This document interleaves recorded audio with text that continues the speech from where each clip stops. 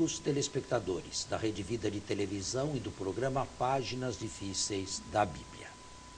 Mais uma vez, eu gostaria de chamar a atenção ao telespectador pela mudança, com relação à mudança do nosso programa. Não mais sexta-feira às 8 horas da manhã, mas neste horário, domingo, à 1h30 da tarde, um horário nobre e um horário em que, acredito, muito mais gente possa acompanhar e apreciar o programa.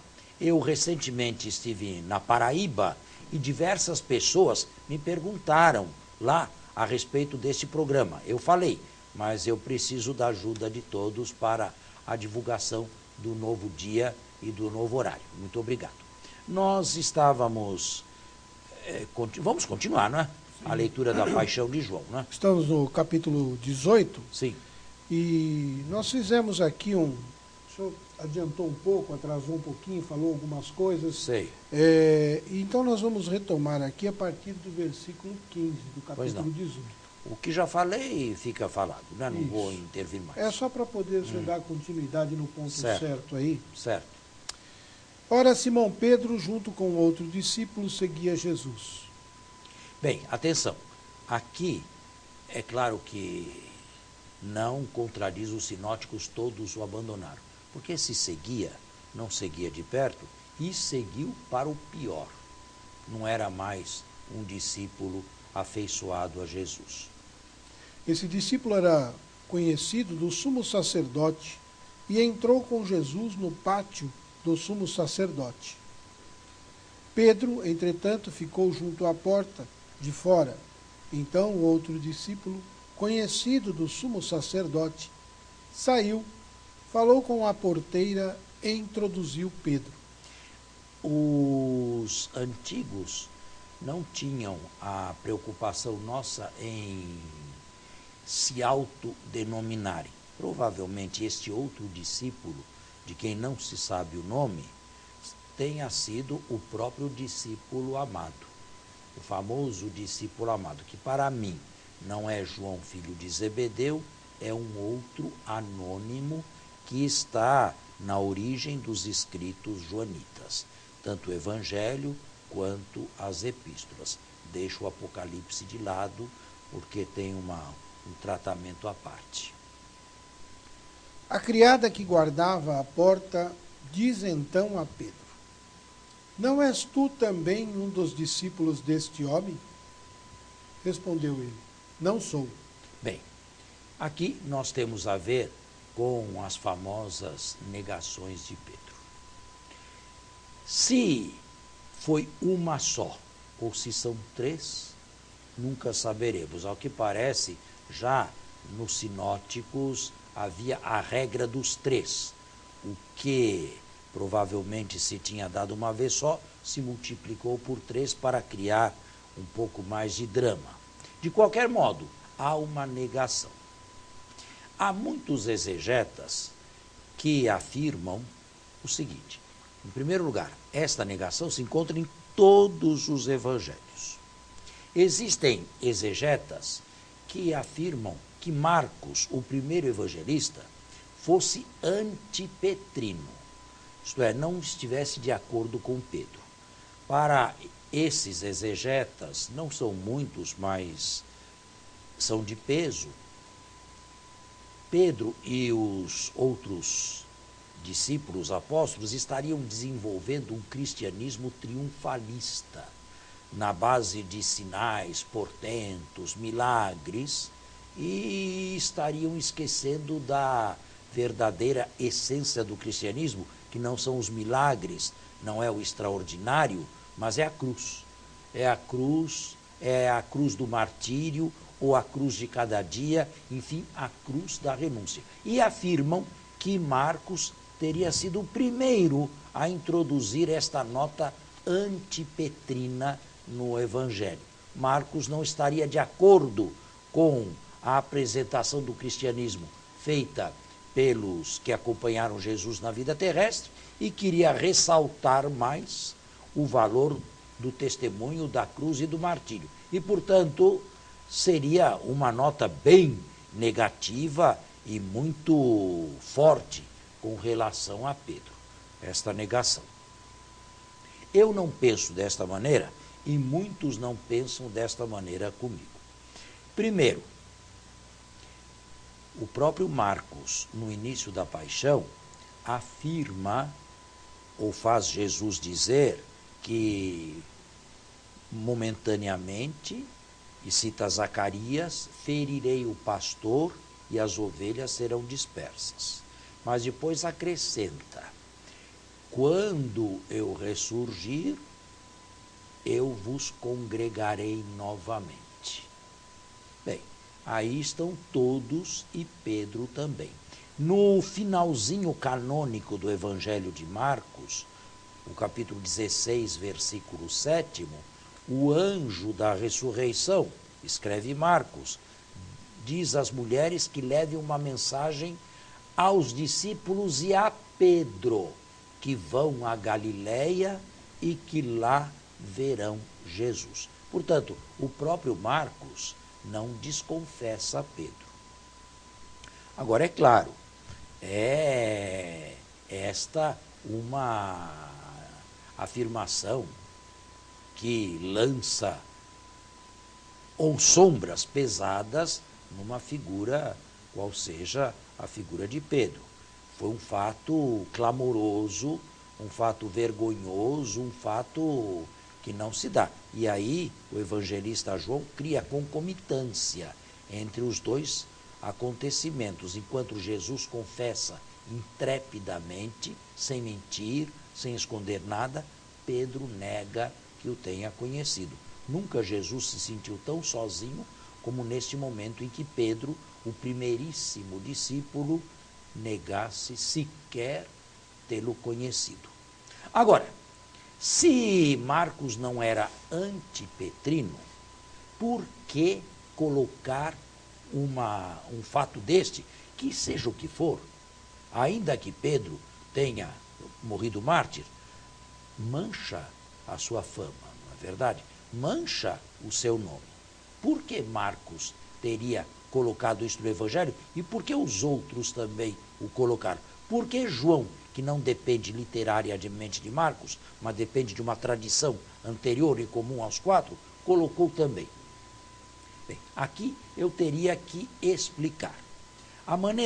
O fato é o seguinte: quando o Evangelho de Marcos foi escrito, se estava envolvendo ou se tinha vivido uma primeira grande perseguição em Roma, à igreja.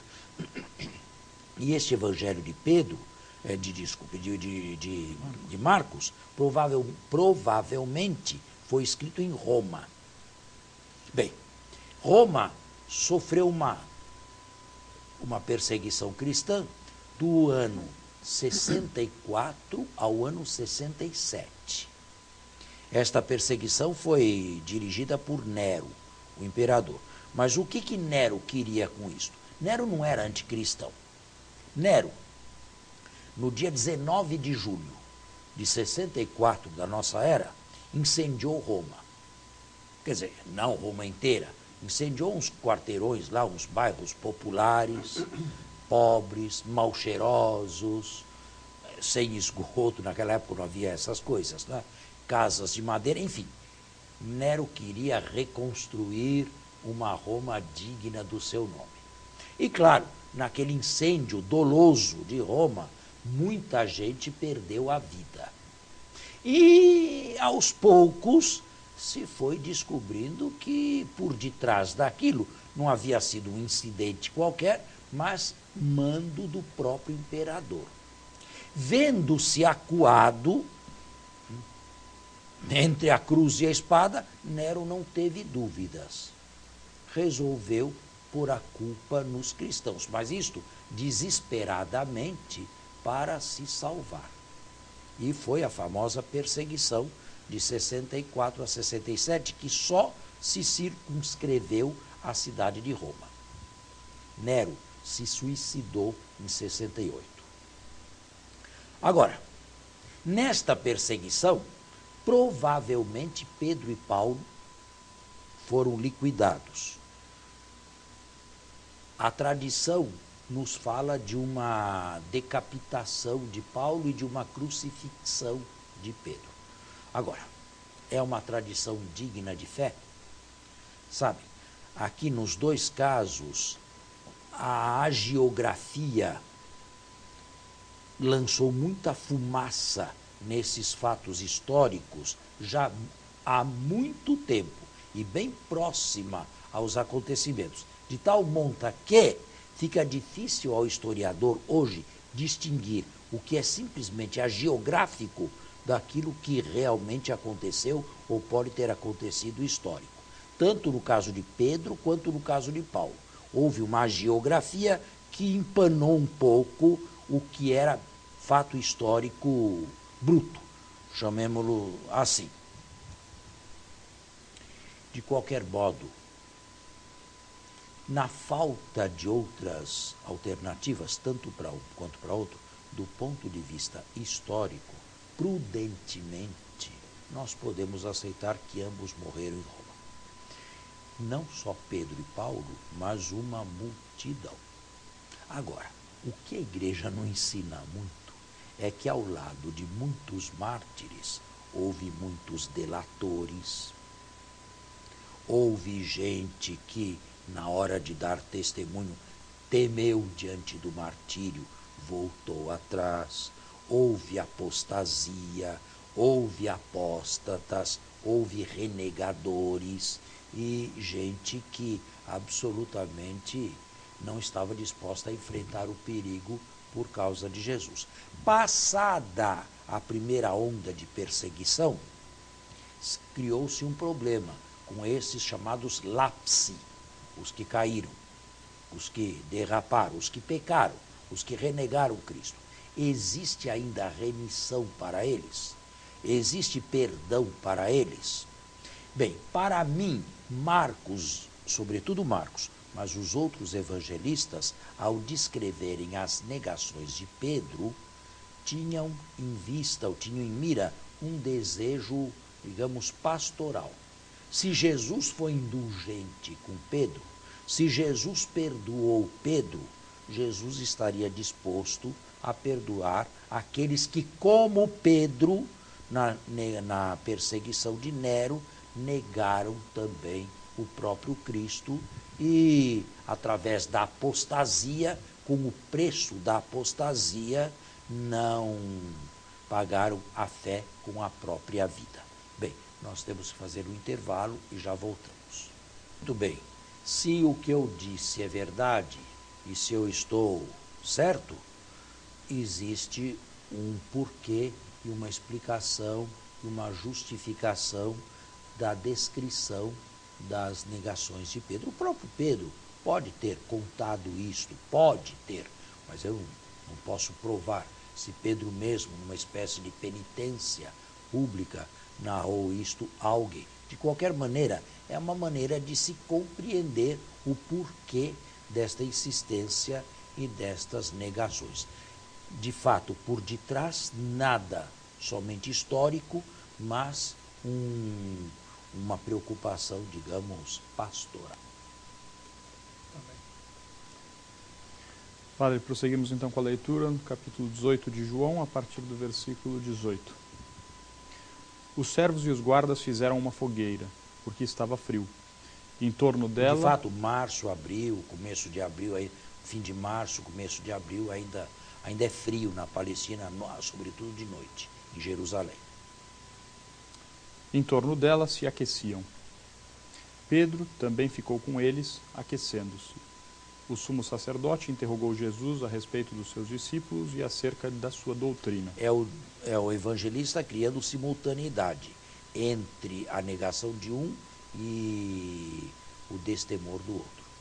Jesus lhes respondeu: falei abertamente ao mundo, sempre ensinei na sinagoga e no templo, onde se reúnem todos os judeus. Nada falei às escondidas. Por que me interrogas? Pergunta aos que ouviram o que lhes ensinei. Eles sabem o que eu disse. A essas palavras, um dos guardas que ali se achava deu uma bofetada em Jesus, dizendo: assim respondes ao sumo sacerdote? Respondeu Jesus: se falei mal, testemunha sobre o mal.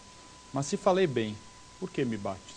Os sinóticos têm aqui, depois da condenação no Sinédrio, que João não tem, já teve, já foi, já se deu, uma cena de ultrajes judaicos a Jesus.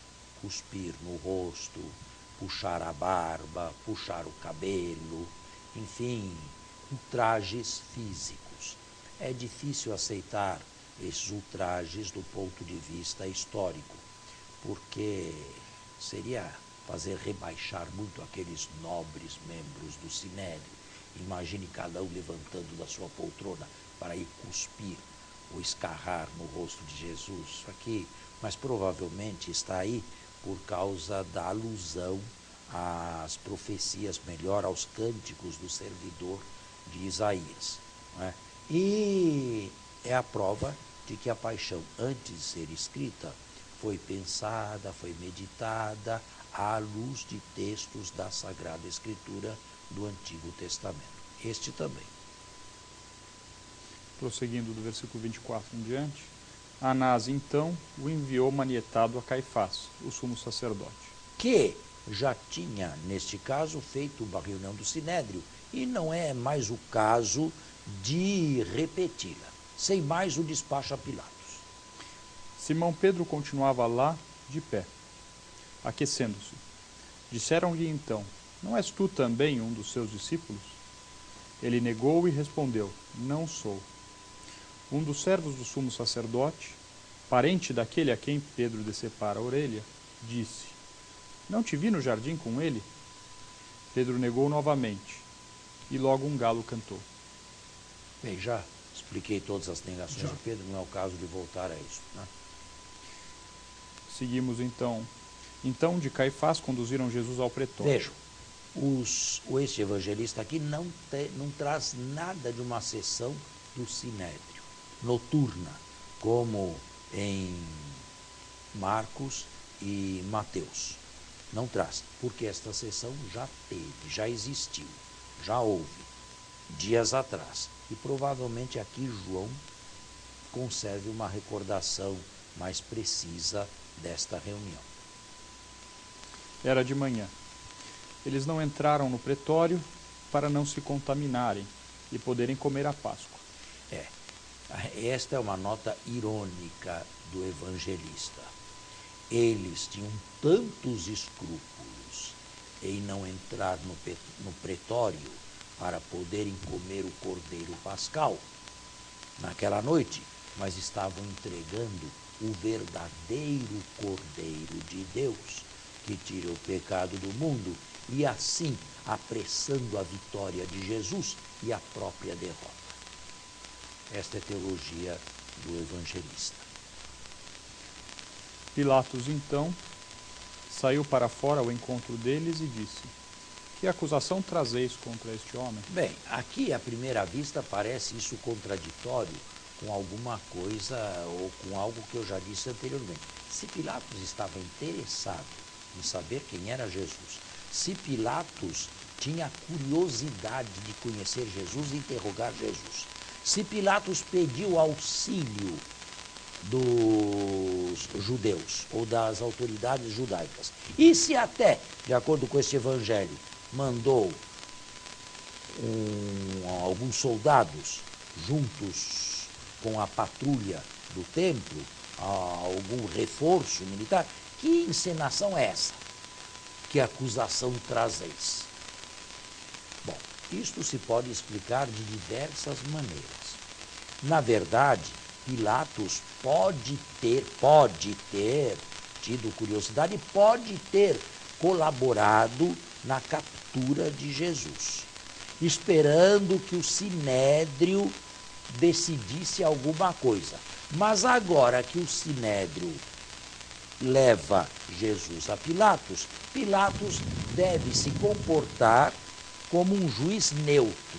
Isto é, ele não vai condenar por aquilo que possa ter ouvido ou possa ter escutado, mas ele mesmo quer ouvir de Jesus quem é Jesus, o que ele pretende, o que ele deseja, quais são as suas pretensões, enfim, se é um potencial perigoso para Roma, ou se pelo contrário é um pobre coitado na mente de Pilatos, que pode deixar solto sem nenhum constrangimento e perigo para o império.